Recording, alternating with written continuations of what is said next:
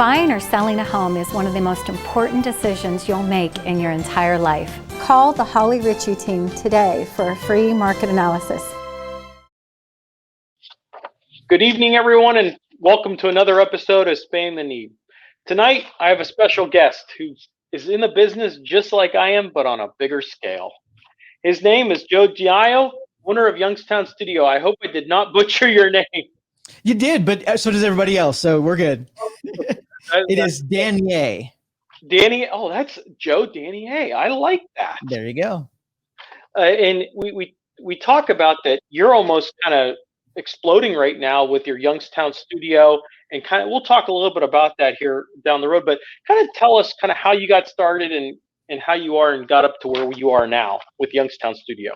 Sure. So my philosophy has always been, and doesn't matter if we're talking about computers, tech, education, whatever, is as I usually will take people and sort of put a machine or a technology or an ability in front of them and sort of help draw out of them some, something imaginative, an idea or something that can be manifested in the real world. So this is sort of an extension of that where, you have all of these thoughts and ideas that are bubbling around in people's head.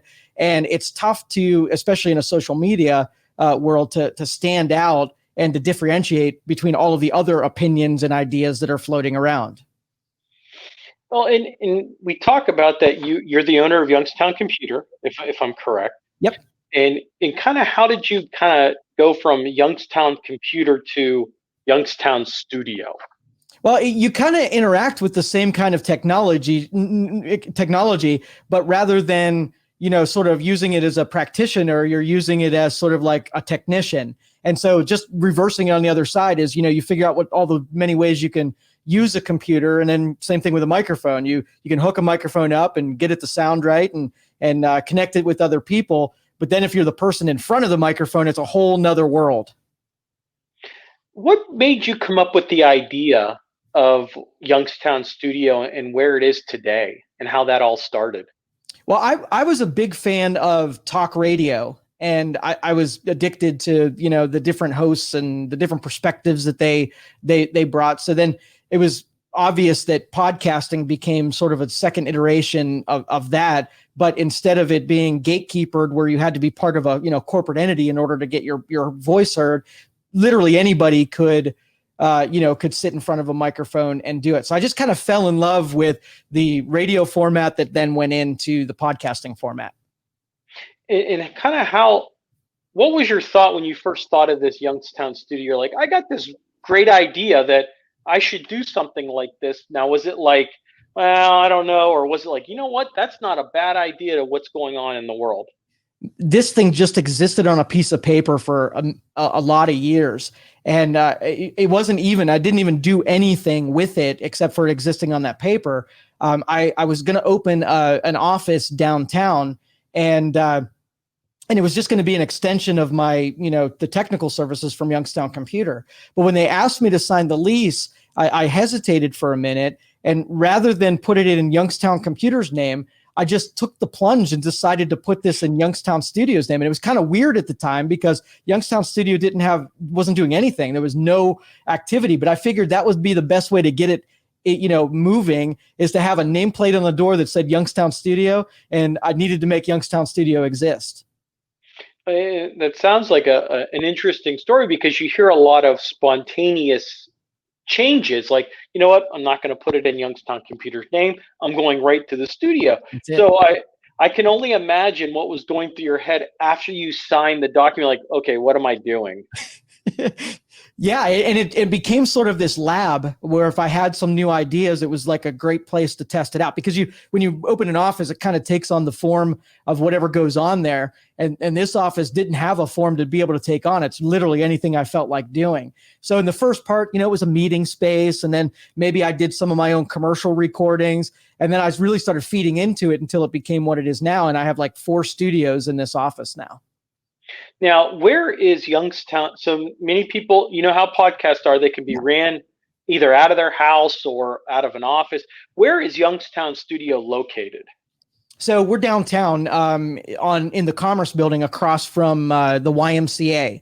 And it's a famous building, or an infamous building downtown. It's beautiful. So if you have never ventured downtown, it would be check things out. It's a really cool place. And I'm familiar with Youngstown, been around a long time. Youngstown has really changed over the last, I would say, decade, with a lot of things happening. What made you move downtown for office space, or just with the sentiment of Youngstown Studio? So and it was sort of like a running joke, because I started Youngstown Computer, and sort of the business philosophy, my naming convention for naming businesses are, where are you located and what do you do? And so Youngstown Computer came to fruition because that's where I operated out of Youngstown, and that's what I did. But I never had an office that was actually in Youngstown. So I had this name of Youngstown always in my business names and never having an office. So I said, you know what, one of these times I'm going to open an office or a business, and I got to fetch something that's actually in Youngstown. And that's how it came to be. So you have 4 studios, you said, downtown. How long you been there? July. We've been here 2 years. 2 years in July. And what have you seen success-wise? Have you seen I'd say a low growth that then you've kind of picked up, or have you seen a tremendous growth in your business pre-pandemic? Let me put it to you that way. Oh yeah, huge growth, and in fact, we've sort of even got pent-up demand that we're slowly growing this. We're on the studio side, we probably got a waiting list of maybe 30 hosts that want to do podcasting. And since we're doing audience development, we're kind of developing each one of the hosts we already have to a level we're happy with, and before we start bringing on new hosts to do the same thing. And even on the technology side, things have grown. Especially the demand of, like, everybody's working from home and needs, laptops and cameras and stuff like that to do things virtually. So everything has grown on a perfect pace with what we're able to provide. So now let's talk about pandemic. Yes. So we're now in pandemic. We're still in it. We're almost been a year. I would say over a year. How has the pandemic changed kind of the philosophy that you guys have done? Or have you stayed kind of on course to what you've been planning? We have a lot of projects that are sort of pivot ready. And so it allowed us to take on some things that, if things would have stayed the same, we would have probably not been working on. And that's everything has been a blessing on our side. Not that I, would wish anything like it happened, but we really not just weathered this thing out, but I think we became a lot stronger because it happened. And have you grown during the pandemic? Because now, like you mentioned, people are at home, people are on their computers more. Do they like being at home? Probably. Do they like having a Zoom call 7 hours a day? That's hard. Yeah, that's hard. So how do you kind of balance that with your podcasts and some of your video podcasts to kind of elevate that type of level?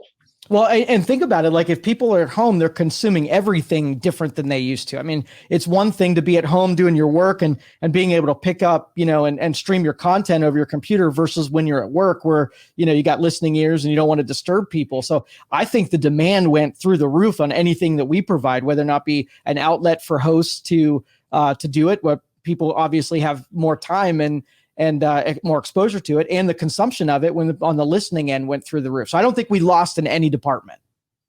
Well, I see, and I've kind of looked at some different research from you and some of what you guys are doing. And correct me if I'm wrong, but you guys have actually grown in programs since the pandemic started, if I'm not mistaken. Oh yeah, we probably got every month I take on a new potential, like I'll pilot a new program. And like I said, we got a backlog of 30 programs that they want to do them on the air. And so there's a huge demand for it. Well, let's talk about what are some of the programs that you offered pre-COVID that you now offer now? Okay, so my theory was that I don't want to just do one type of programming. I didn't want to, what happens on talk radio is it's mostly just political, because political is the easiest to sell, get listeners, and it's 4 or 5 hours long, and people kind of get you have a very small niche. Yes. And so I wanted to make it varied where, I like that these niche groups of the over specialized were popular in social media channels. I mean, you can do most, I don't know, obscure thing, and you're going to attract people who also do that obscure thing too. So that's what I wanted to build it around. So we were able to put together a podcast about sports. That was a no-brainer. And a podcast with rock and roll, and Freddie does that rock and roll and cultural stuff in Youngstown. We do have one political show. We're doing like a shopping and sort of vintage stuff program. We have one for women's culture. I mean, so I'm kind of picking a different thing every time because those are the specializations and the interests that are coming through my door.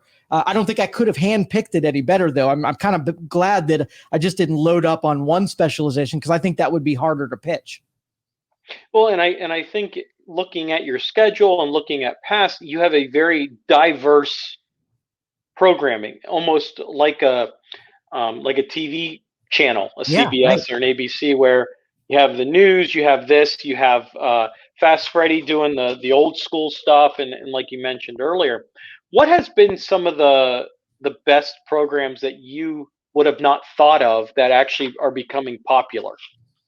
So I guess the first one that we started, my pastor and I, we started the Joe and Doug show, and it was literally just talking about like things we've been through and how the challenges we face and how we've overcome them. And the first show was like a self-development one. And we did probably a year's worth of that without ever publishing it, because we were sort of practicing how we would, help people, do turnaround stories and whatever. And that one, I would have never guessed it, but of all the popularity and the viewership and the interactions and the actual change that we've made because of it, we've helped a ton of people just with that one type of broadcast. I'm kind of proud of that one, because I think we inflicted a little bit of social change with the people who interacted with the program. And that's good, because I think during the times that we're going through right now, it's very difficult with mental health and social distancing and not doing much of anything. I mean, I know that me and my wife and I have not done much of, we'll go to the grocery store, we may go get something to eat and bring it back home, because I think people may call it a hoax or whatever they call it, but people are dying, and it's a bad thing. And I think those types of good stories help. Yeah, and I don't necessarily think we'll even feel, the repercussions from that for years, as, relationships suffer, and we're quick on the draw, and we're canceling things left and right. And I think that just has such a huge ill effect down the road. Well, and I know that we talk about a variety of different aspects of a pandemic, health workers, essential workers. And you look at that some people are saying that we may not get back to full time till 2022 or 2023 because of it, almost like what the Spanish flu does, if they're referencing that. So how does your channel help with that encouragement down the road? Yeah, and we talk through those things on a very granular level, and because it's happened to all of us. We used me as an example. I'm kind of an introvert, so I was always trying to escape sort of like run-ins and conversations that weren't absolutely necessary, and I'd bow out of parties early. That was just me. That was who I was. And then after a year of this, I found myself the other day just finding a total stranger, engaging in totally meaningless conversation, and I needed it so bad that I hung around way longer than I would have before. And I think when you use me sort of as the punching bag for what we're going through, we can kind of learn like how we're all adapting to it, and how we know it's a big problem, and what we're doing to not conceding to it, but still thriving in spite of it. Well, and I know that you have some other programs out there that actually give a sense of normalcy, we hope, in some capacity. Talk about some of those programs that many people may not know that are making an actual impact in some capacity. Yeah, and I would say like the distraction thing. I mean, we've always had a really good relationship with using sports as a distraction and entertainment as a distraction. And I think that's pretty, important to be able to keep some normalcy. Like, the worst thing that could have happened is if there would have been no college sports, no college football, no basketball, because it's where a ton of our time is invested in following our favorite players. And if that would have just disappeared, I mean, that would have been a huge void in our lives. But I guess being able to see like this is stuff like you mentioned that you'd expect to see on normal programming. You see your sports, you see your, cultural importance. And it feels like it's a normal day when you're going through this. It's not like I kind of, COVID always makes its way into the programming because it's just a fact that we're dealing with, but it doesn't seem like it is too much become our identity. We're doing this stuff in spite of COVID and how it affects us. How has, and I'll go back, how has COVID affected your operations at all? I know because 10 feet, 6 feet apart, you have a lot of guests in the studios. Or like we're doing now, how has that kind of affected operations in regards to guests or topics that you're talking about? Yeah, we have some people who, they feel safe to do in person. So we kind of just take precautions, cleaning everything down, keeping everybody separated. Since we have 4 studios, we're able to take groups and split them between multiple studios. And then like we're doing here is the video conferencing has become totally critical in this whole thing. A lot of people used to, bridge the gaps of being really far away and having these things. Now somebody down the road, like, Jim Trestle's literally up the road, and we were able to have an interview with him that he wouldn't have otherwise been able to do. And I think that helps because with busy schedules, this would have never happened if the pandemic happened. We'd be still doing the in-person interviews. I'm sorry, I'm busy. I can't make it down to your studio because that's a 20-minute drive or a 10-minute drive plus. So this kind of back-to-back type of interviews helps. And kind of talk about, you do video and audio. Is that correct for your programs? Talk about that and how you guys do it. Sure. So there's three platforms that have, huge amount of users, YouTube, Facebook, and Twitter. And so we'll package our podcast in a video setting where we have the cameras and we have the lighting and backdrops and whatnot.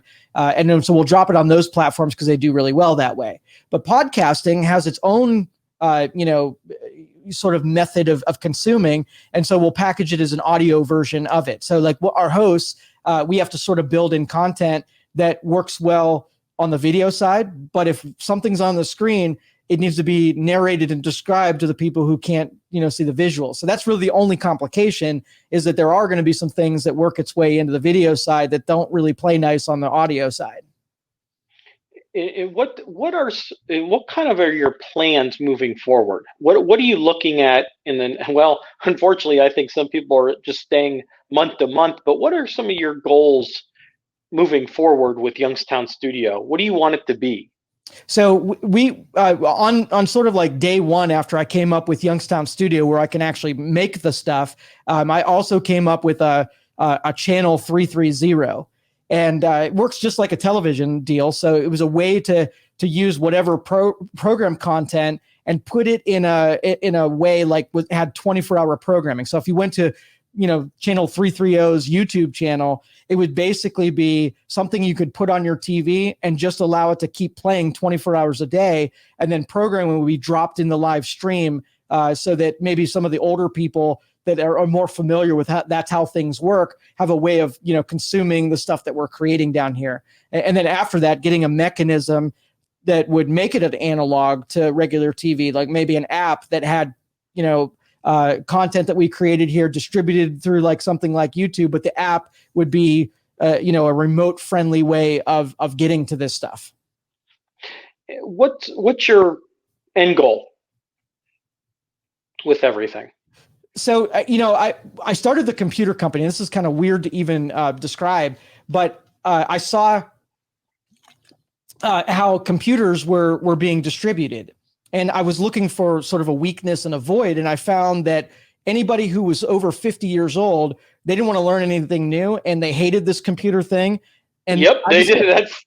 That's still today. And so I pointed at them and I said, that's the group I'm going to go after. And so I started a Youngstown Computer show on 570 WKBN. And the whole goal was to answer questions to people and you make language that allowed vulnerable people to walk up to the phone, say something, and not feel stupid because they asked the question. So we didn't use terminology that was over anybody's head or concepts over their head. And we got a whole group of people to sort of buy into technology that otherwise I'd already sworn it off.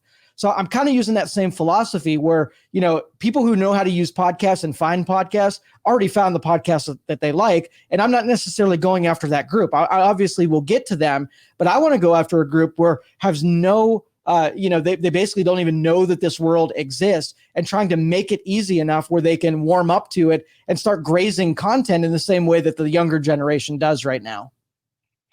What are some of the programs that are coming down the pipeline that you're going to be showcasing over the next 6 months that people can, almost like a teaser, you can give the people of what's coming? Okay, so I opened another company a couple months ago that it's called Youngstown Makerspace. And basically I took a room and I filled it with equipment, like 3D printers and vinyl printers and laser engravers, kilns, and pretty much stuff that you could use to make other stuff.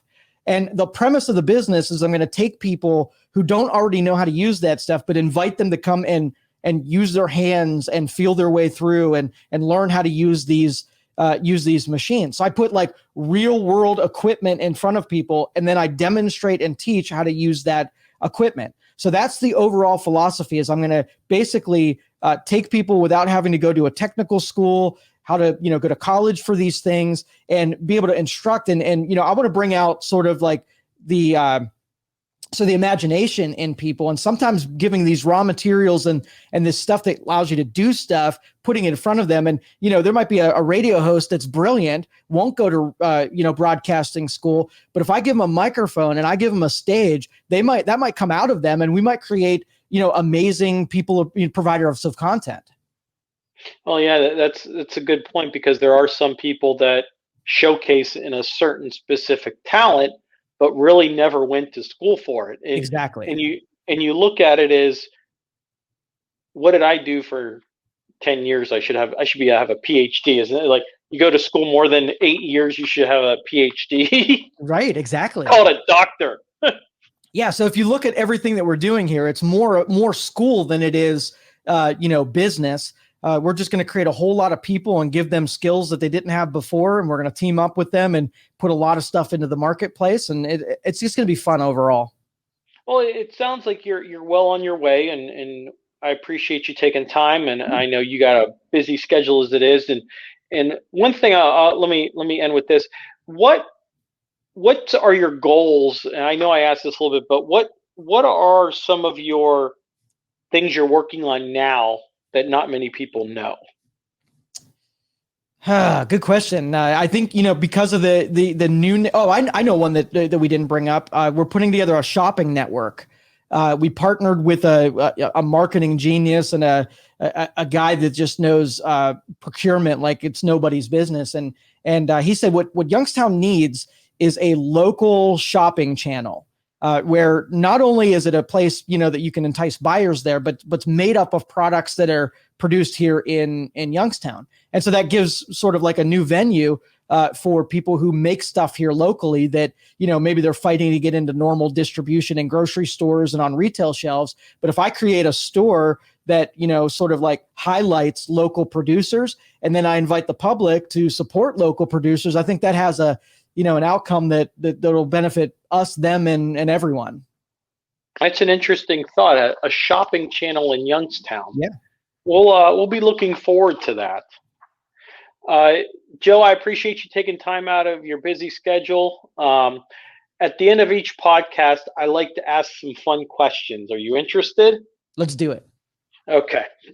So the answer, there's no right or wrong answer. It could be something personal or professional. It's either or. What's your best accomplishment? I would have to say 100% my kid. And I know that sounds cheesy, but No, they're not at all. but I'm telling you, like I went into, I wanted to make give him chances that I never had, and give him a head start that I never had. And I tell you, that's the most I'm proud of is I've invested time in family over, the business, and really, I feel like I'm doing an amazing job. So there it is. And your hopefully your child will follow in your footsteps to continue the tradition. There you go. Best memory. Best memory. Yeah, these are harder questions than the ones I asked you earlier. Yeah, really. Best memory. I did marketing for NASCAR, a NASCAR team back in the 90s. And I can remember being at the Daytona 500 standing behind the pit stall. And yeah, I was, fledgling new company, not a whole lot of money. And I felt like, being there sort of said that, I've made this into something that's real. So best memory there. Okay. What's your best experience? Experience. Got to make you think on these. Yeah, really. And I don't want to take an easy out. I want to come up with something profound. So give me. I've had people. No, yeah, that's fine. I've had people that come up with interesting thoughts and answers on all of these questions, and people I don't tell them ahead of time. They usually watch the podcast and watch the ending, so they try to figure it out. Okay. And I change it up at times. Okay. Well, here, best experience, I guess the most rewarding experience was we became sort of minority investors in other small startups. I felt like the impact that we had on helping somebody who was in our position previously was the most rewarding, because we got to give them hope and give them new outs and give them more resources. So that was probably the best. Okay. Who's your role model? Role model. I had a couple, and I call them more mentors than role models. But what I did was I would go out in the marketplace and then pick somebody who's doing something I wanted to do, and I would just emulate them. And so I really can't give him a name. I had one of my early mentors. His name is Vince, and he was really good at the packaging of presents, whereas one of those people walk into a room and everybody kind of notices them. And I pulled that out of his personality. But I kind of became assembled for a whole bunch of those people. Okay. Now this question tricks some people, but don't take it as it is. Okay. If there was one person you would want to meet, past or present, who would it be and why? Okay, it's Nikola Tesla. And I've been reading about him and studying him, and I'm sort of at the altar of Nikola Tesla. And so I think that he had things that were locked up in his brain that he never got to share with the world. And one day I'm going to pick up where he left off and maybe bring some of those inventions to fruition. Okay. Hopefully you enjoyed it. I did. This was awesome. Thank you so much. I appreciate it. Thank you for joining me tonight, Joe. It's always a pleasure. We'll check in. You're more than welcome to be on this podcast anytime in the future. We'll check up on you, see how everything's going, and we'll make sure that we can help you in any way we can. Beautiful. Thank you so much. Thank you, everyone, for joining us tonight on Spanning the Need. You can subscribe to our YouTube channel or check us out for podcasts and announcements at anthonyvspano.com. Everyone, have a good night and God bless.